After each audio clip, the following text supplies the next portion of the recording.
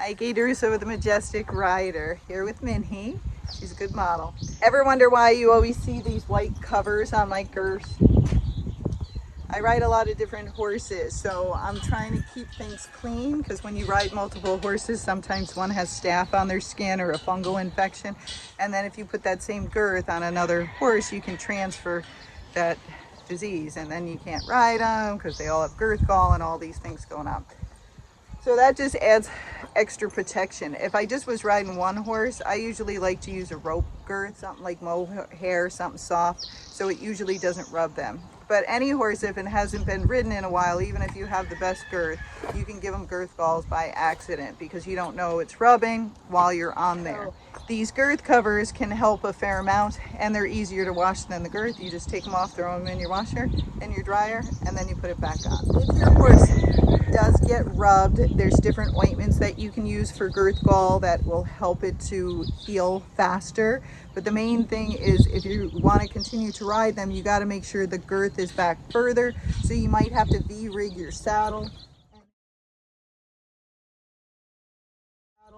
and have the girth go farther back this direction. The other thing that's helpful is when you're tightening the girth, tighten it on both sides. A lot of people just tighten it on one side and it kind of pulls the skin up. The other thing you can do is stretch their legs out or make sure you walk them around after you tighten the girth a fair amount. So if you want to stretch their legs out, and the reason you're doing that is so the skin doesn't get crunched up here. So say I tighten the girth, and now I'm trying to make sure it hasn't pinched her skin at all. I'm going to pick her leg up, and then you're going to pull it forward. Let go, Minnie. And then once they get used to it, it's easier. When they're not used to it, they're like, what are you doing with my leg? Now we're going to do the other side.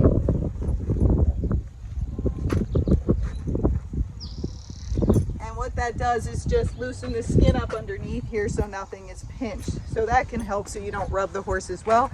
And it also makes them more comfortable, right, Minnie? She's like, right, yeah. If they get a staph infection, what it usually looks like is it's rubbed.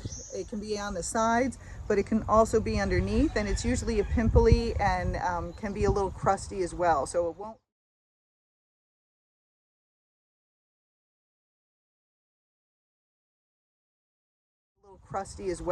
won't look like a normal girth rub.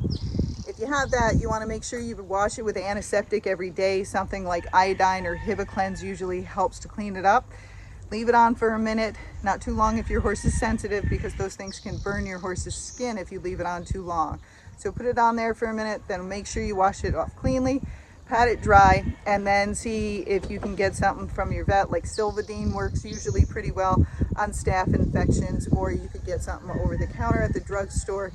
Usually something with silver in it actually helps with the horses more with the staph infections. They usually don't need to be on an oral antibiotic unless it was horrendous. Just some kind of ointment, and then keeping everything clean and then keeping everything back away from it will help you to get rid of that. All right, I hope that helps.